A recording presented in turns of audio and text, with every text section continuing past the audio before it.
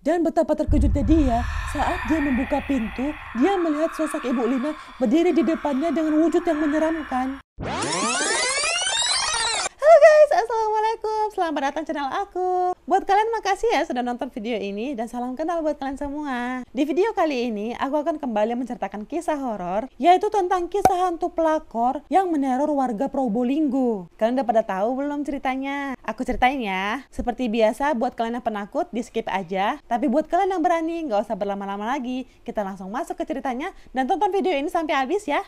Tunggu dulu. Buat kalian yang belum subscribe, subscribe dulu dong.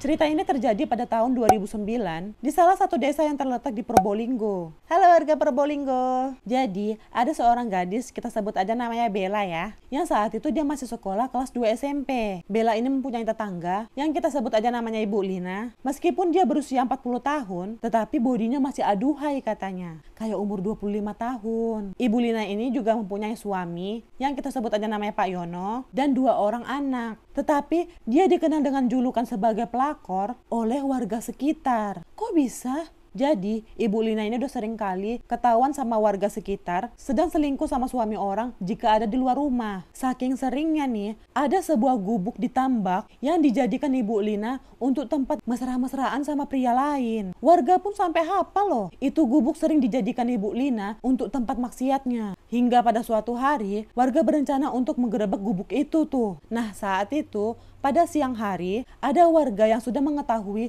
di dalam gubuk itu sudah ada Bu Lina dengan pria lain, di mana warga itu berprofesi sebagai buruh di tambak tersebut. Memang mayoritas warga di sana itu seorang petani juga. Udah tuh, ketika warga itu melihat Bu Lina dan pria lain itu sedang berjalan di pinggir tambak, warga itu langsung lari dan melaporkan sama satu kampung di sana. Karena udah sepakat, akhirnya warga sekampung beramai-ramai menggerebek gubuk tersebut. Sesampainya di sana, warga langsung mendobrak paksa pintu gubuk itu. Dan bener aja, warga melihat mereka sedang melakukan perjinahan. Pada saat itu, Ibu Lina beserta laki-laki itu langsung diarak warga untuk dibawa ke kantor kepala desa tanpa busana apapun. Lalu pada saat di kantor kepala desa, warga juga menghadirkan suaminya Bu Lina, si Pak Yono, beserta anak-anaknya. Kebayangkan gimana malunya dan tercorengnya nama baik keluarga mereka saat itu. Tapi baiknya Pak Yono ini, saat masalah ini dibicarakan dan diselesaikan secara kekeluargaan, Pak Yono tetap memaafkan kesalahan yang sudah dilakukan Bu Lina pada saat itu. Dan kalian tahu, setelah kejadian itu, kalian kira Bu Lina ini akan berubah atau tobat?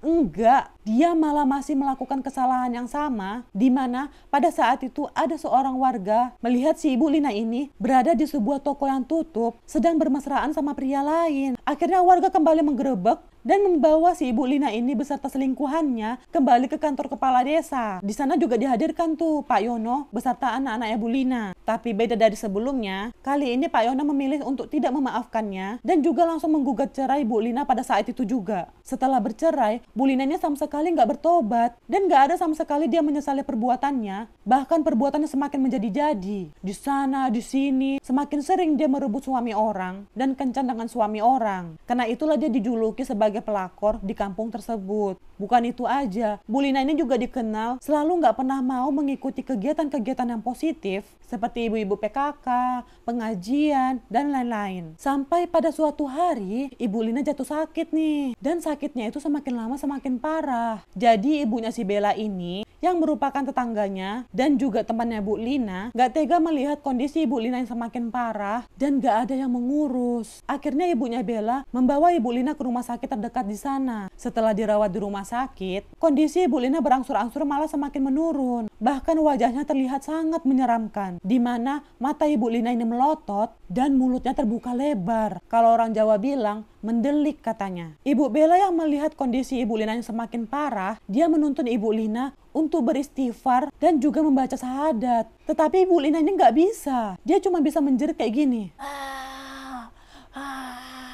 Gitu.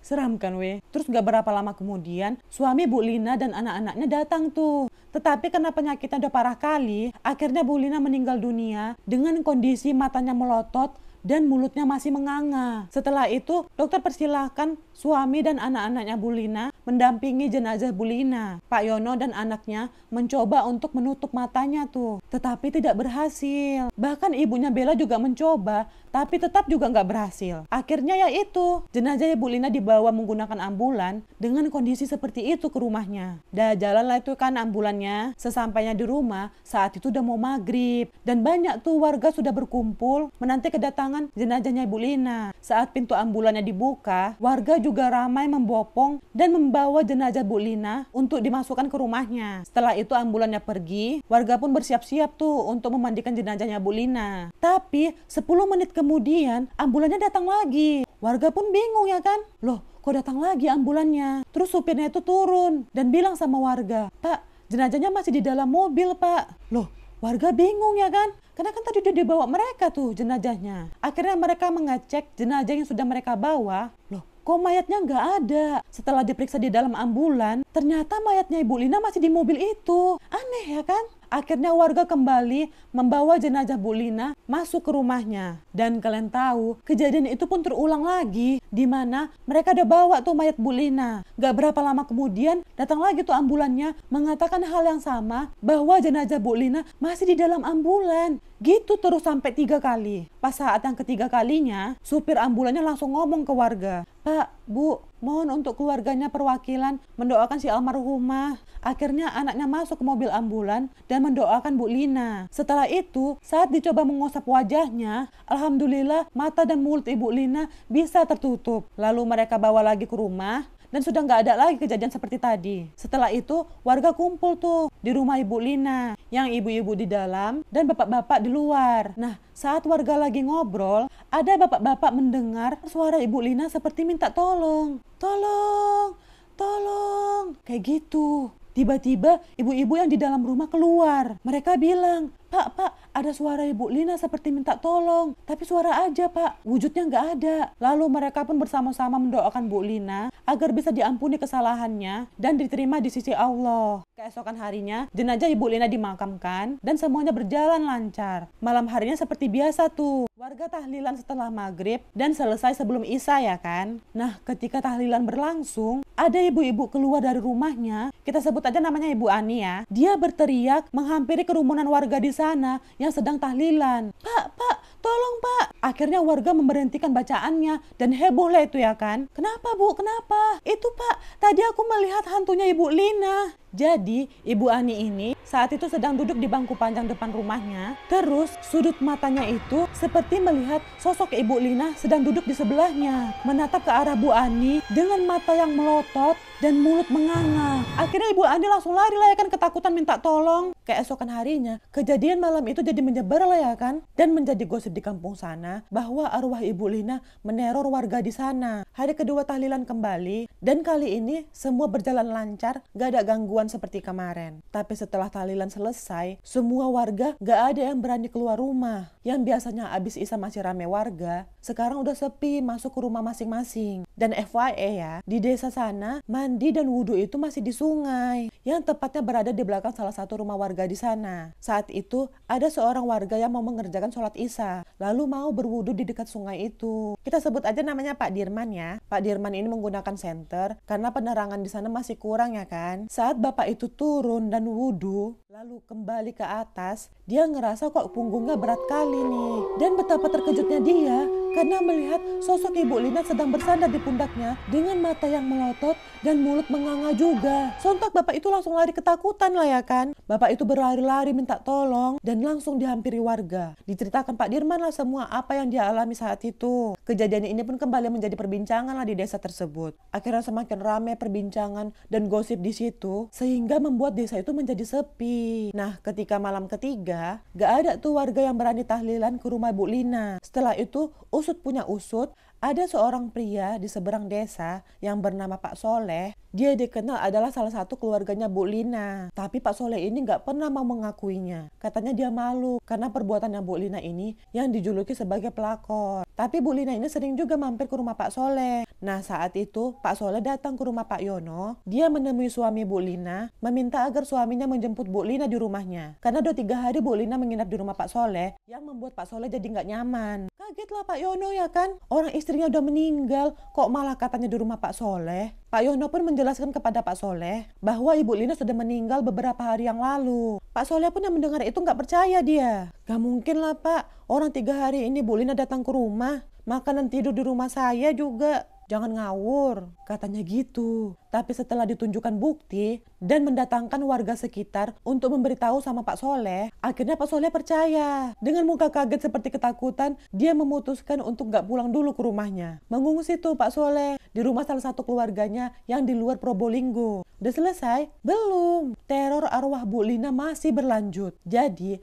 pada malam-malam berikutnya, ada seorang warga, kita sebut aja namanya Ibu Lilis ya. Saat itu, Ibu Lilis mau pergi ke kamar mandi. Dan betapa terkejutnya dia saat dia membuka pintu, dia melihat sosok Ibu Lina berdiri di depannya dengan wujud yang menyeramkan. Matanya melotot dan mulutnya menganga. Ibu Lilis langsung lari layakan ketakutan sambil teriak-teriak minta tolong. Terus dihampiri sama warga. Kenapa Bu? Kenapa Bu? Lalu Bu Lilis menceritakan lah tuh apa yang baru dia lihat. Dan kalian tahu, ternyata bukan Bu Lilis aja yang mengalami hal itu. Tapi beberapa warga lain juga sama. Akhirnya seluruh warga desa berkumpul dan berunding. Bagaimana ini? Ini udah nggak bisa dibiarin. Kalau begini terus, kita yang merasa dirugikan. Akhirnya warga sepakat untuk rame-rame datang ke rumah Pak Yono dan melaporkan kejadian tersebut kepada suaminya Bu Lina. Terus datang tuh ketua RT di sana. Ada apa ini Bapak, Ibu? Ini Pak, kita mau mendatangi rumah Pak Yono. Arwah Ibu Lina meneror desa di sini Pak. Kita udah nggak tahan lagi. Ya udah Bapak, Ibu tenang dulu. Karena kan Ibu Lina sudah nggak ada. Alangkah baiknya jika memang mau membicarakan kepada keluarga, lebih baik perwakilan aja. Akhirnya beberapa orang aja tuh yang ke rumah Pak Yono, didampingi sama Pak RT juga. Sesampainya di sana, mereka bahas tuh sama suaminya Bu Lina. Ini gimana Pak? Kita semua diteror sama arwah istrinya Bapak. Jika terus begini, kita semua merasa dirugikan Pak. Aduh, gimana ya Pak? Saya dan anak-anak saya juga nggak tahu harus gimana. Yaudahlah ya kan, mereka sama-sama cari solusinya. Nah, mereka mendapatkan mitos. Jika ada kejadian seperti itu, kuburannya harus digali setengah dan ditanami kacang ijo. Keesokan harinya, mereka langsung melakukan hal tersebut ke makam Bu Lina. Makam Bu Lina pun digali setengah dan ditanam kacang ijo. Tapi bukannya berhasil, malah teror hantu Bu Lina semakin parah. Semakin banyak warga yang diteror, sehingga membuat warga desa gak ada yang berani keluar rumah. Salah satunya kakaknya Bella yang menceritakan kisah ini. Kita sebut aja namanya Kak Seli ya. Dimana saat itu Kak Seli ini sedang berbincang-bincang di kamar sama suaminya. Terus Kak Seli ini ngerasa pundaknya seperti dipijit-pijit tuh. Awalnya dia ngira itu suaminya yang mijit. Tapi saat dia nggak sengaja ngeliat ke arah cermin, betapa kagetnya dia. Ternyata yang mijit dia adalah arwahnya Bu Lina dengan wajah yang sangat menakutkan. Kayak gini nih. Kak Seli pun menjerit. Dia dan suaminya langsung berlari ketakutan keluar rumah. Dan akhirnya warga memutuskan untuk pergi ke orang pintar saat itu juga. Orang pintar itu menyarankan agar batu nisannya diikat sama janur kuning. Tapi tetap aja nggak berhasil sama sekali. Teror itu pun semakin berlanjut setiap malam. Dan semakin lama semakin parah. Hingga pada suatu hari ada seorang warga, kita sebut aja namanya Dodi ya. Dia mengundang temannya bernama Abi yang terkenal sering meruqyah orang-orang. Abi nginep tuh di rumah Dodi. Lalu saat malam harinya, ada seorang warga yang kesurupan saat itu. Mereka pun langsung membawa Abi karena dia sudah berpengalaman sama hal-hal yang seperti ini ya kan. Abi pun langsung mendatangi warga yang kesurupan itu dan mengajak dia ngobrol. Kamu itu siapa? Gak dijawab sama dia, malah masih meraung-raung. Gitu. Kamu itu bukan arwah Bu Lina, kamu itu jin. Ayo ngaku kamu. Nah, setelah perdebatan panjang, akhirnya jin itu ngaku bahwa dia adalah jin sebagai gambaran Bu Lina waktu masih hidup saat menjadi pelakor dan melakukan perbuatan-perbuatan yang sangat tidak baik. Setelah perbincangan cukup lama, akhirnya Abi berhasil meminta jin korinnya Bu Lina untuk pergi meninggalkan dan tidak mengganggu desa itu lagi. Setelah kejadian itu, barulah teror-teror di sana mulai hilang. Tapi sampai sekarang, desa itu menjadi sepi semenjak teror tersebut. Dan ada satu hal yang diyakini di sana. Bahkan sampai sekarang, di mana siapapun laki-laki yang gak setia sama pasangannya, dia akan didatangi jin korin Bu Lina tersebut dengan wujud yang menyeramkan.